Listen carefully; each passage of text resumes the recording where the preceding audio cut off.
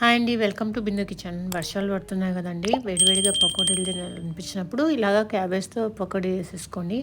ముందుగా హాఫ్ క్యాబేజీని తీసుకొని ఇలాగా చిన్న చిన్న ముక్కలుగా కట్ చేసుకొని అందులోకి ఆనియన్, పచ్చిమిర్చి, కొత్తిమీర, పుదీనా వేసుకొని సైడ్ ఉంచుకోవాలి. ఇంకొక బౌల్లోకి శనగపిండి తీసుకొని హాఫ్ స్పూన్ కారం, హాఫ్ స్పూన్ ఉప్పు, కొద్దిగా వంట సోడా వేసుకొని కలిపేసుకోవాలండి.